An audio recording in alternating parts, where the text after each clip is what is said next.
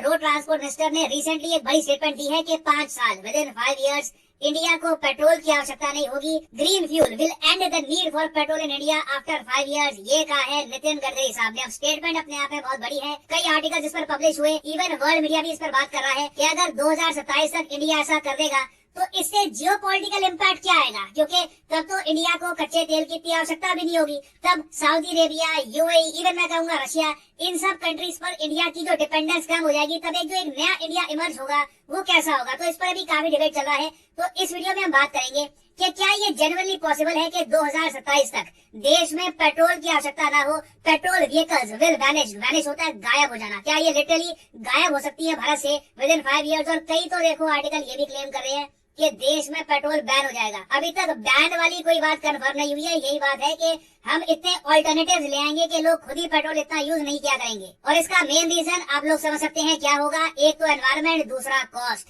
कच्चा तेल अगर रह गया 2-3 साल में $100 के आसपास, यूक्रेन रशिया वॉर चलती रही, इंडिया ऐसे रेट्स अफोर्ड नहीं कर पाएगा। This will be devastating for our economy. तो हमें चाहिए अभी ऑल्टरनेटिव, और इसीलिए हम यहाँ पर देख रहे हैं ग्रीन फ्यूल को। Now Elon Musk Nitin Gadkari साहब के आइडिया से इन द पास्ट डिसएग्री क्यों कर चुके हैं, इलॉन मस्क की क्या सोच है यहाँ पर, ये भी हम जानेंगे। बहुत कुछ आपको जानने को मिलेगा। तो रेट्स अगर आप आज के समय देखो तो पूरे देश में ऑन एन एवरेज आराम से आपको 100 रुपए के आसपास पेट्रोल मिल जाएगा। हो सकता है कि कुछ स्टेट्स में आपको रेट कम मिले। फॉर एग्जाम्पल उत्तर प्रदेश, उत्तराखंड में आप देखोगे तो रेट आपको कम मिलेंगे, बाकी जगह रेट ज्यादा है। तो इस सब की वजह से देखो बहुत प्रॉब्लम आती है, आम इंसान की जेब पर बोझ बढ़ता है। उसके अलावा क्या है कि ट्रांसपोर्ट भी मुश्किल से होता है, हर चीज के रेट बढ़ जाते हैं क्योंकि इन्फ्लेशन फ्यूल के प्राइसेस से डायरेक्टली लिंक होता है। इस सब के अलावा देखो बहुत बड़ी प्रॉब्लम ये भी है कि पेट्रोल हम बनाते किससे हैं, कच्चे तेल से।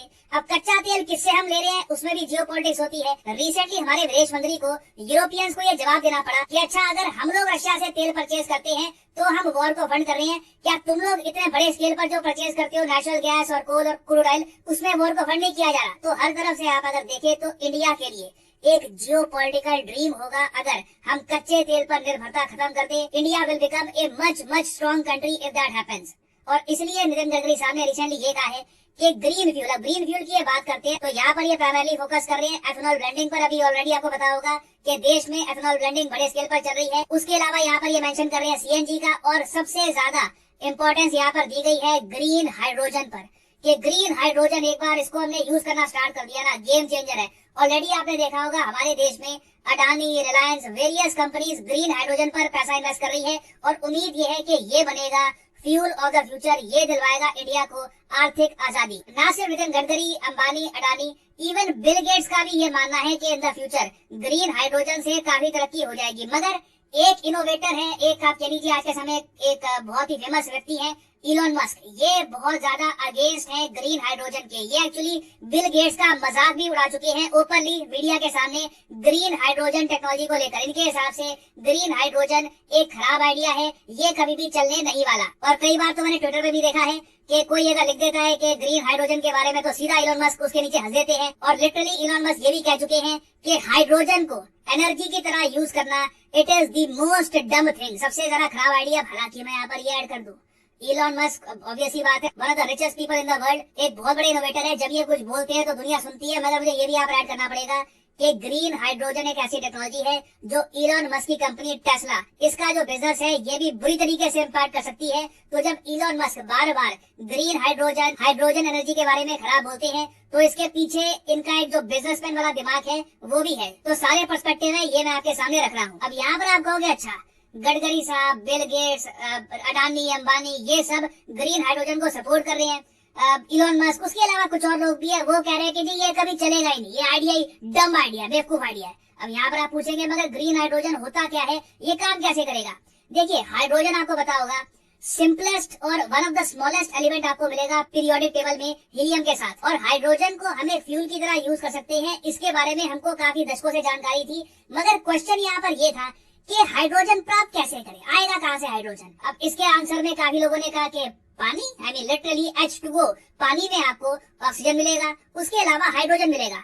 तो क्यों ना हम कुछ एक रिन्यूएबल सोर्स से एक इनिशियल झटका दे पानी में, ताकि पानी के अंदर हाइड्रोजन ऑक्सीजन अलग हो जाए, एक इलेक्ट्रोलाइसिस यहाँ पर हो, एक केमिकल रिएक्शन यहाँ पर क्रिएट हो, उससे अलग हो जाएगा हाइड्रोजन। और फिर हाइड्रोजन से जो भी गाड़ी चलानी है, आपको बस चलानी है, ट्रक चलानी है, चला लो। एक बहुत ही बेसिक सिंपल सा आइडिया है। तो यही बेसिक कॉन्सेप्ट है ग्रीन हाइड्रोजन का। और जैसे ग्रीन हाइड्रोजन है ना, वैसे ही ब्लू हाइड्रोजन भी है, ग्रे हाइड्रोजन भी है। घूम फिर के देखो आइडिया यही है कि आपको हाइड्रोजन को अलग करना है और हाइड्रोजन से आपको अपनी जो भी इलेक्ट्रिसिटी है, पावर है, ये आपको बनानी है। ग्रे हाइड्रोजन में आप अगर देखो तो हम यूज करते हैं नेचुरल गैस का, मगर एक बात यहाँ पर खराब ये है कि इसमें CO2 जो है ये हम एटमॉस्फेयर में एमिट करते हैं, क्योंकि काफी बार नेचुरल गैस कोल मीथेन का जब आप यूज करोगे हाइड्रोजन बनाने के लिए तो एनवायरमेंट को नुकसान होगा। ब्लू हाइड्रोजन में आप क्या करते हो कि CO2 को स्टोर किया जाता है और उसको रीयूज किया जाता है, इसलिए कहा जाता है कि ब्लू हाइड्रोजन ग्रे हाइड्रोजन से बेहतर है।